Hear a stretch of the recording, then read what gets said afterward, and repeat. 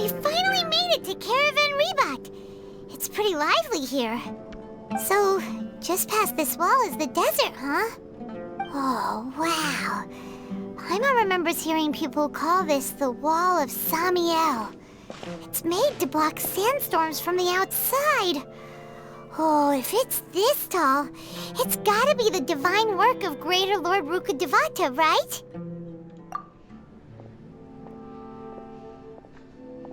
Enough gawking. Come on, follow me. Huh? Over here.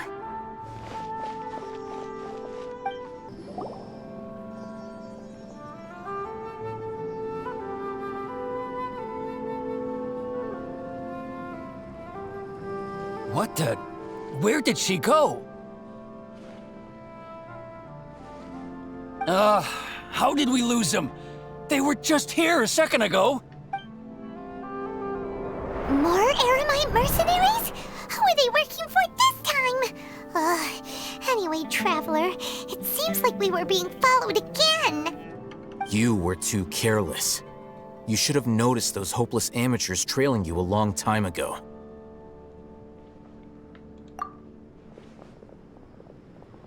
There's no need to thank me.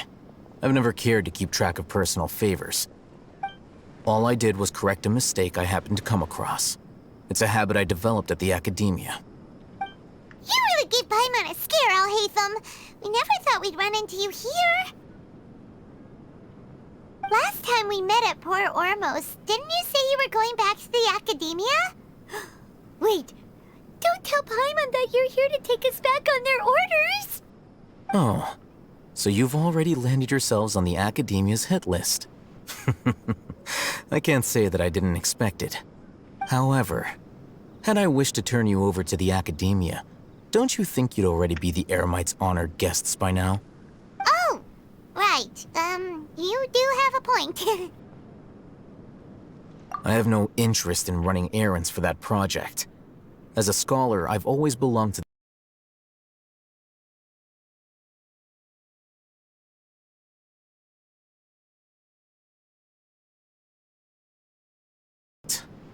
To tell you the truth, I'm still invested. Unfortunately, I've run into some difficulties. Everyone says the capsule originated in the desert and was eventually moved to Port Ormos. If I am to get to the bottom of this, I must understand how the capsule first came to be. Which brings me back to you and why you're so interesting. The leader of Ain al-Ahmar used the Divine Knowledge capsule right in front of you. And upon seeing him, your expression became perplexed, and you were lost in thought for quite some time. To have that kind of reaction, I think something. Are you interested at all in sharing what you've been hiding from me?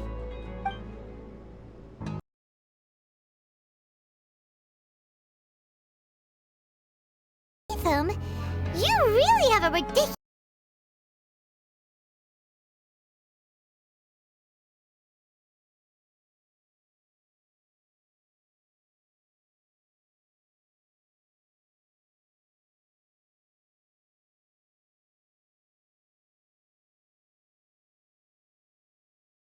Does prove you do have some undisclosed information about the Divine Knowledge capsule. Am I right? No matter. Rather than simply learning the answers from you, I'd still prefer to investigate on my own. Speaking of, you two are also headed to the desert? That's right! We have the same plan as you! But we don't really have any concrete goals at the moment. Then I'd suggest starting with Aru Village. It's the largest settlement in the desert, so it'll probably have more resources and intel than anywhere else. Well, would you like to head there together? It's always better to travel with someone you know. Let's go!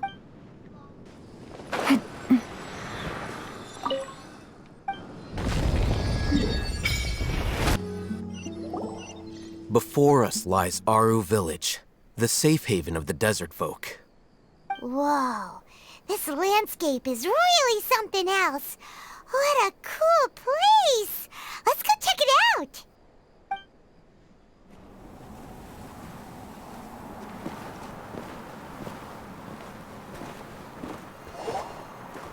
Wow!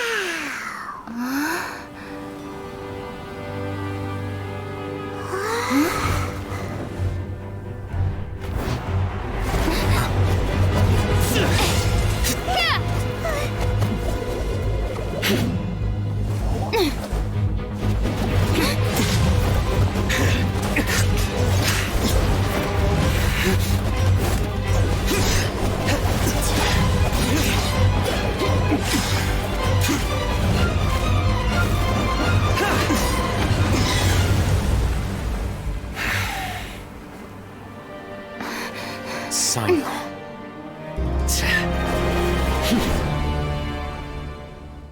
Unless my memory fails me, we have barely spoken 2 words to each other before now at the Academia. Would you care to enlighten me as to when and how I invited the General Mahamatra's wrath? Alhaitham, do not think you can escape my judgment just because you managed to escape my attack. So complicated. Judgment? So that's how you'd characterize your actions here, is it? Or would elimination perhaps be a more accurate description? Had I used my full strength, not even this traveler would have been able to stop me. Though styled like an assassination, I sought only to ensure that my target would be unable to flee or resist. Standard practice for the Matra, as well you know. I don't even know what she was trying Seemed to say, me honestly. more like your own personal touch. Who is that, Alhaitham? Did you call him General Mahamatra? Yes. General Mahamatra Sino, head of all the Matra at the Academia. He's a formidable hunter, and the ultimate nightmare for any who have committed academic crimes. You seem to have placed a lot of trust in Alhaitham, to the point of blocking an attack for him. If I were you, I'd never choose to side with him. I wouldn't believe a single word that comes out of his mouth. I have been pursuing this scribe for a long time. I urge you, stand back and do not seek to defend him any longer. Otherwise, there will be consequences. Has Alhaitham done something wrong? Paimon doesn't think he's as bad as you've made him out to be. I won't waste my breath explaining things. Alhaitham, I saw it during our fight. Take it out. The divine knowledge capsule you're hiding on your person. Unless you want me to retrieve it for myself. Very perceptive of you. Nothing escapes a Matra's senses. Wait, the divine knowledge capsule? Didn't it fall into the Matra's hands in Port Ormos? No wonder you speak with such confidence, Sino. But I must admit, I'm very curious. What does this capsule mean to you? And why, as General Mahamatra of the Academia, are you all alone in the desert? As far as I'm aware, the other Matra have been speculating about your disappearance. Have you been given a mission that's, let's say, morally dubious? If I was the real target of your mission, what was stopping you from simply using your authority and resources to judge me within the walls of the Academia? I should have known you'd be difficult to deal with. You two? Ugh! What you would do, Traveler? Paimon feels like we can't trust either of them. Ahem. Well, look at you two, acting all tough and self-righteous over there. Wait, Dia?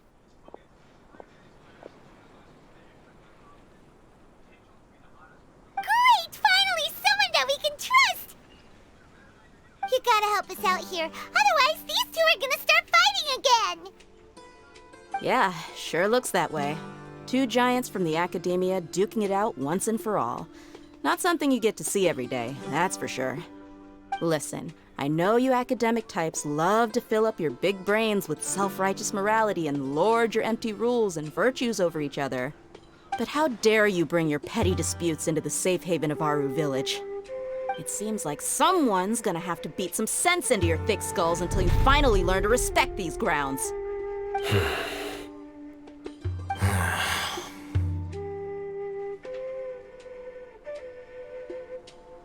Hey, did either of you hear a word I just said?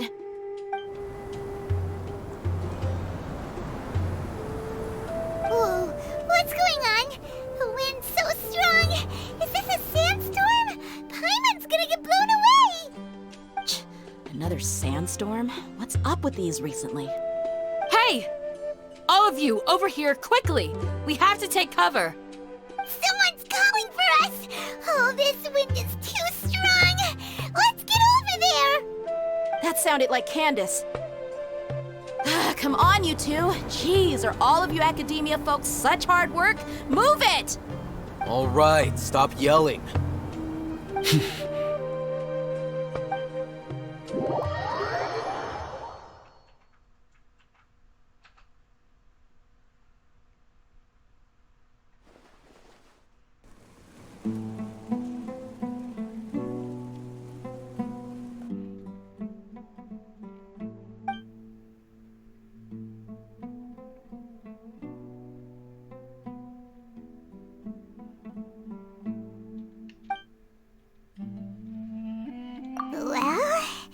This is pretty awkward.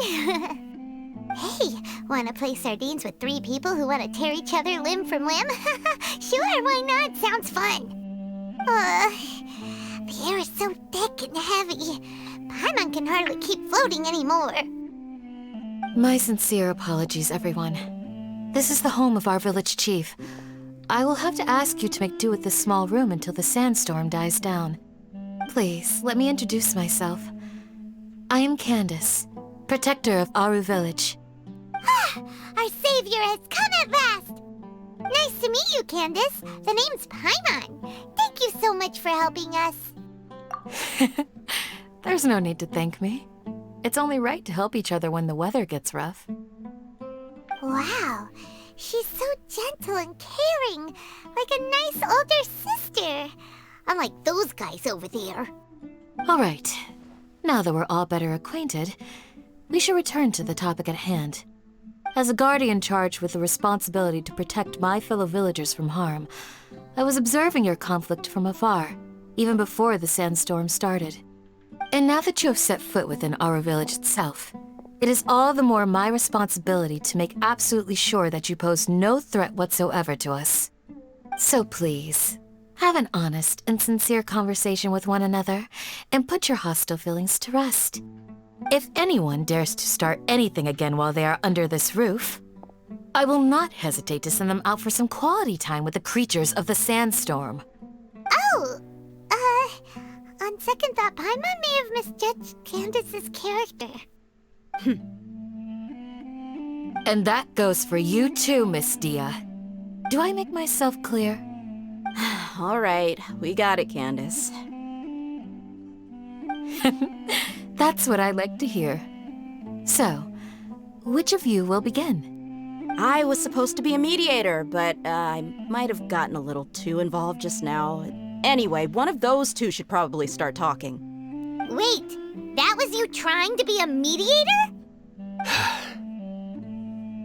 I have nothing to hide, so there's no shame in explaining myself. While Alhaitham wasn't wrong about the other Matra not knowing my whereabouts, it's not because I've been assigned a morally dubious mission. Rather, I've chosen to exile myself. Huh? Exile yourself? A little while ago, I discovered that there was data missing in the Academia's project planning and development files. What little they did report clearly did not match the project's actual progress. As General Mahamatra, I had the responsibility and authority to request an audit. However, to my surprise, the person responsible for the erroneous data was none other than Grand Sage Azar himself. I tried to investigate the issue myself before submitting a formal audit request, but I soon found that all leads and potential pieces of incriminating evidence were carefully concealed from me. I began to realize that they were cautious of me from the very beginning. Unsurprisingly, the Grand Sage rejected my audit request as soon as the submission reached his desk. He even said to me, "The power of the General Mahamatra is granted by the sages. You have no right to judge us." So they really are up to no good. I realized then that to the Grand Sage, the Matra are nothing more than tools for the sages to assert and maintain their control over knowledge. The vows that we took, the principles that we strive to uphold, they are meaningless to the Academia of today. I believed it would be wise to flee the Academia before the sages had a chance to take action against me. This way, they can no longer see nor predict my actions. I will never give up on this investigation. There's no need for someone else to give me power or authority. Once I find the truth, I will administer judgment by my own name. Sino seems to have the same goal as us. We're all investigating the sages. Plus, now that he's no longer the General Mahamatra, he somehow feels a lot less scary. Well, Sino, if that's your story, then why did you see Alhaitham as a target? When I was investigating the matter in the Academia, I overheard a conversation between Al-Haytham and a sage. The sages asked you to investigate a blonde-haired traveler. Do you dispute this, Al-Haytham? What? Like many parts of the project, this assignment was undocumented. Now throw in your suspicious behavior with the Divine Knowledge Capsule, and I think we deserve an explanation. Yes. I was indeed tasked with investigating the Traveler. After all, the promised reward was so great that hardly any scholar could have refused. The sage told me, once you've completed this assignment, I can give you a glimpse of divine knowledge. A most enticing offer. Unfortunately, those academics don't know me at all. Their words contained one key piece of information, namely that divine knowledge indeed exists. That gave me all I needed to know. From my perspective, the sages are far from trustworthy. Think about it. Isn't it a little strange they're so willing to share divine knowledge with anyone, even as a reward? So, I began my own investigation following the lead of the Divine Knowledge Capsule. In the end, I realized my wisdom in committing to this rather than collaborating with the sages. Had I been less guarded, I probably would have ended up like that Ain al-Ahmar mercenary, incapable of remaining sane for long enough to hold a conversation. You mean that the sages originally planned to dispose of you, using one of those capsules that drive people insane? I'd already given up on the assignment by then. I only told the academia I was waiting in Port Ormos for you to appear so they wouldn't suspect anything. So it came as quite a surprise when I encountered my erstwhile target while investigating the Divine Knowledge Capsule. Criminals do love to talk about coincidences. Even though I ran into the Traveler by chance, I had no intention of providing assistance to the academia. Also, you should remember, you were the ones who decided to follow me and strike up a conversation after I left that tavern. That's true. Al-Haytham helped us out at Caravan Rebat as well. Maybe he's telling the truth. I'm willing to apologize if that's worth anything to you. I took the Divine Knowledge Capsule behind your back because I judged its existence to be a significant risk. I felt that it would be best for no one to interact with it before it had been properly studied. After all, curiosity often proves to be the most dangerous thing in this land. You should be well aware, Scribe Al-Haytham, that curiosity can also lead you to danger and suspicion. Answer me this. Did the sages share any information about their project with you? Have I not made myself clear? You and I are both distrusted by the academia. Do you really think they would tell me anything? Fine. Although you haven't completely proven your innocence, I won't regard you as an enemy, for now. As you wish. Good. I'm glad to see you two clearing up your misunderstandings. And now you, Dia. I believe it's your turn. Oh, sorry. Whatever the boys were talking about must have been so boring that I spaced out. My situation is pretty straightforward. My employer, Dunyarzad of the Homayani family, is friends with the Traveler and is currently recovering from her illness at home. I had nothing going on, so I decided to return to Aru village for a visit. I was actually looking forward to a pretty exciting time getting back together with everyone here. But then I saw these two random guys in the middle of a pointless argument. It ticked me off, and things went downhill from there. Is that all? Well, I will admit that definitely sounds like your style. In that case, welcome back, Dia. That's more like it. I missed you all so much, Candace.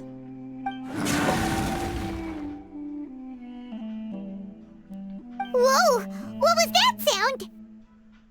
No need to worry. Now that you're no longer at each other's throats, please make yourselves at home. I'll take a quick trip outside to clear out some of those creatures in the sandstorm. Creatures? In the sandstorm? You don't want some backup? Fighting in a sandstorm is not for the faint-hearted.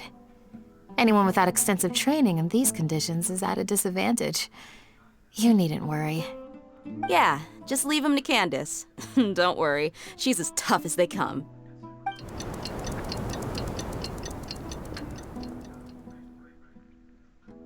The wind's died down. That means the sandstorm's over, right? Candace still isn't back yet, though. Is she alright? Maybe we should go out and check on her. When you put it that way, even I'm starting to feel a little worried. All right, let's go. We've been here long enough, and the boys are as chatty as the floor.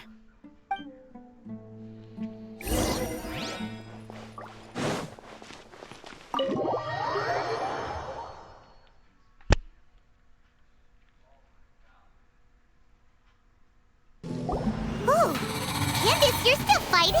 You've been out here dealing with these creatures the entire time? Yes. They just keep coming in waves. I've lost count of how many I've defeated. Before I realized it, even the sandstorm had stopped. Ah! Here comes another wave! Leave this round to us. I got interrupted earlier, but now I have something to take my anger out on. It's been quite a while since I've seen the Flame Mane in action. I'll leave these to you then. I'll be sure to put on a good show. Let's go!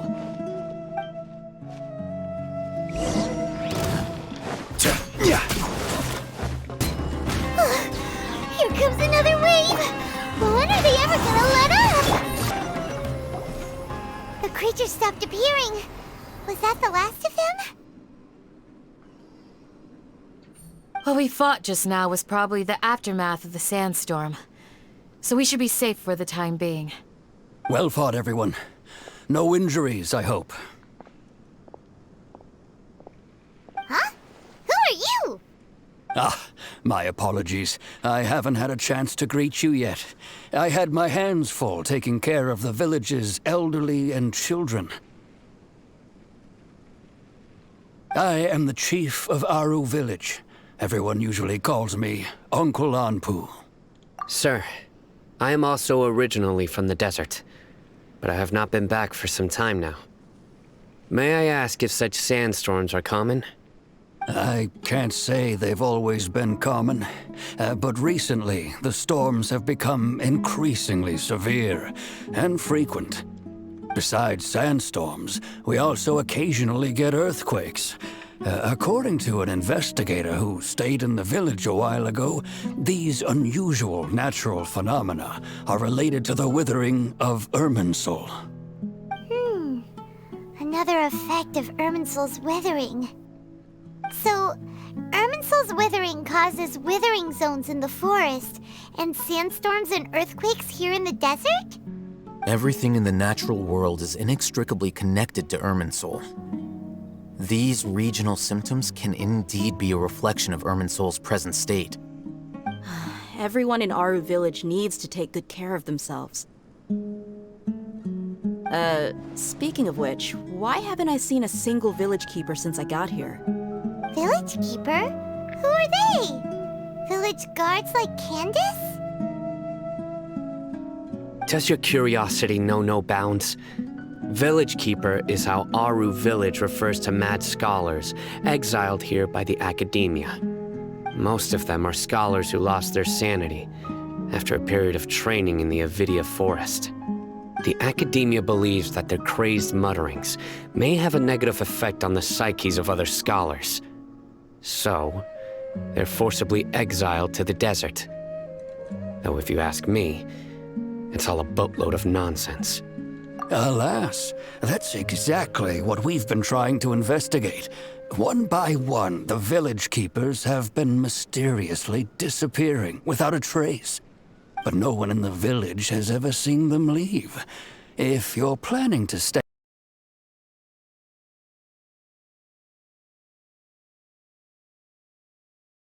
with those people in the past, I'll see what I can do to help.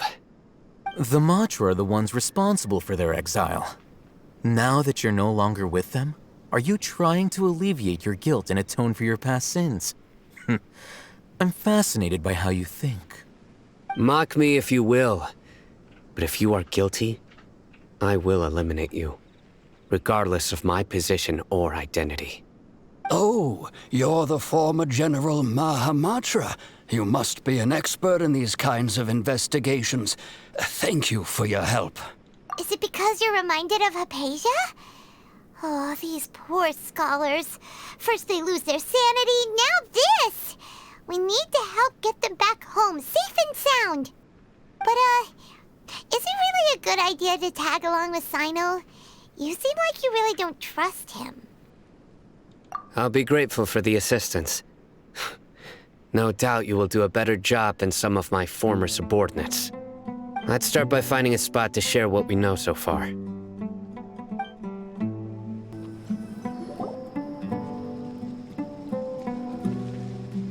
Although I've sent myself into exile, I'm still doing essentially the same things as before. Do you still have any questions for me before we start our investigation? One of my former subordinates told me that this title has its origins in a strange incident. The Academia has long exiled mad scholars to Aru Village. A mysterious phenomenon exists here. When mad scholars first arrive, they are as incoherent and deranged as before. But after spending some time here, they invariably begin to calm down. Initially, the people of Aru Village greatly resented having to take in the mad scholars. But a strange incident one night changed that. Aru Village was struck by the strongest earthquake in living memory. Seeing buildings on the verge of collapse all around him, the then chief of the village was preparing to take everyone to safety. Suddenly, he noticed a mad scholar crouching in a corner, caressing the ground with his hands. A soft, green light radiated from him, like a divine glow against the backdrop of night. Despite the powerful tremors that ripped through the ground that night, all the houses remained upright, almost as if they had grown roots reaching deep into the ground. In the end, not a single building collapsed, and no one was hurt. After that, the people of Aru Village treated the mad scholars with greater kindness, and began to refer to them as the village keepers. A soft green light? A mad scholar protecting Aru Village? What do you make of it, Traveler? Paimon thinks so too. Actually, Sino, do you know if any of the mad scholars continued to wear their Akasha terminals at Aru Village? In theory, they would continue wearing them so the Academia could still monitor their activities. With that said, the main Akasha system would no longer have any interaction with them. Oh, no wonder! Everything makes sense then! Add in the fact that they calmed down, it was probably Nahida who calmed them. If you are able to draw a conclusion from this one story alone, then it appears you possess much more information than I do. So, what do you make of the story? Really? Lesser Lord Kusanali. What? You don't believe us? Lesser Lord Kusanali was definitely using the Akasha to give her power to the mad scholars! No, it's not so much that I don't believe you. I'm just struck by your reasoning. Lesser Lord Kusanali, the current Dendro Archon, is she really active in Sumeru? The Academia has always placed far greater importance on the late Greater Lord Rukkhadevata. They've more or less ignored Lesser Lord Kusanali, and I've never had any reason to doubt their views. In addition, I've never heard any stories about Lesser Lord Kusanali and her deeds. To me, she might as well have been a god that never existed. No way! Nahida definitely exists! She's a... How should Paimon put it? She's a good Archon who's kind and wise, even if she says weird stuff sometimes. I've spent many years interrogating criminals, so I can easily tell when someone is lying. Good! Then you should know that we're telling the truth. That look in your eyes. I've never seen that from a liar. You two really must have met Lesser Lord Kusanali. How can this be? To think, our Archon has been amongst us this entire time. All right, now it's our turn to put our skills to good use for this investigation. But easier said than done, especially since we don't have any leads. Maybe we can start by knocking on some doors. Excuse me, are you here to help me find my grandpa? Huh? Who are you?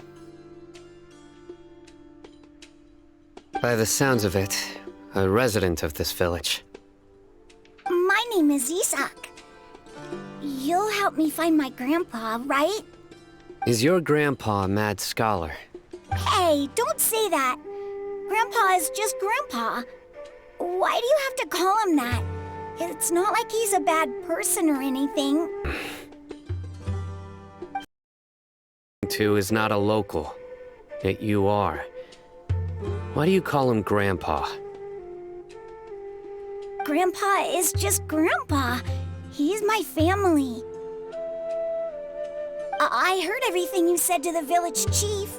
Please, you gotta take me with you. I want to find my grandpa. I swear I'll help. I won't be a nuisance.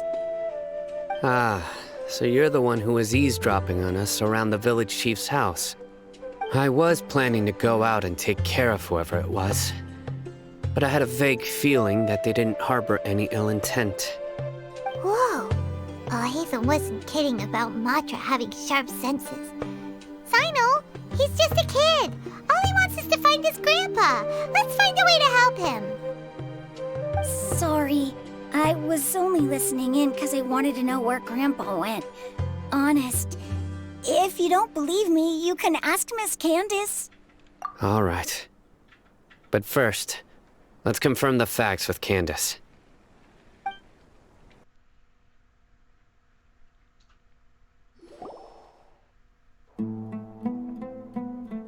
Sino is super vigilant.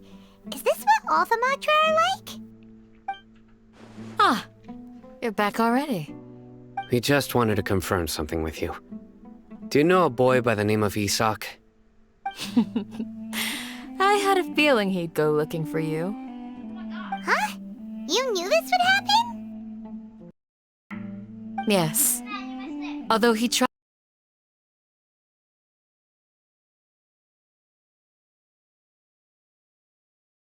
Grandfather back. Isak's parents were both Aramite mercenaries who rarely returned to the village after finding employment in the city. He was raised by his grandfather. Unfortunately, it was only a few years before his grandpa passed away. Isak was still very young at the time, so various families in the village took turns caring for him so he could survive. Later, an elderly mad scholar arrived at the village. Isak thought the scholar bore a striking resemblance to his grandfather, and thus often spied on the man. However, the scholar was unkempt in appearance and incoherent in speech. Although Isak referred to the man as his grandpa, he was afraid and didn't dare to approach him. One summer night, the oft mumbling and bumbling grandpa suddenly calmed down and seemed to become more lucid. He even noticed Isak hiding in the distance. So Grandpa walked up to Isak and patted him on the head. He even took Isak to the entrance of the village, where he patiently taught the boy the names of the stars, and accompanied Isak until he fell asleep. The next morning, Isak woke up and wanted to go find his grandpa again, only to realize his grandpa no longer recognized him. However, even so, Grandpa retained his calm expression. It's said that those who saw the scholar claimed he no longer appeared to be crazy, but appeared to be living in his own world, almost as if he were sleepwalking. Isak was thrilled that his grandpa was able to find peace, and would follow him all the time, asking him things like, "Grandpa, want me to take you somewhere fun?" Or, "Grandpa, could you tell me stories about the stars again?" All this somehow just makes Paimon feel really sad. It seems like they both deserve so much better. Perhaps. Nearly everyone who lives in the desert has some form of hardship or regret. But even so, we must still continue on with our lives. It's also my reason for fighting. I must continue to protect this land.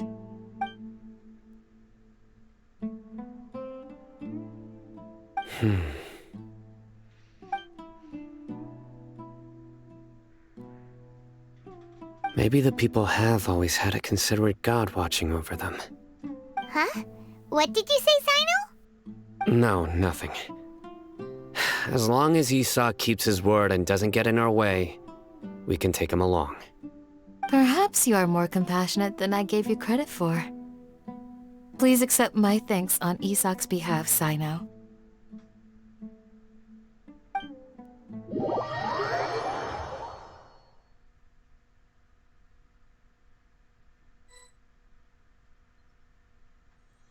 Hey, Isak! Oh, it's you guys! We've cleared everything up. Let's go find your grandpa. Really? Wow! Thank you so much! Yeah! All right.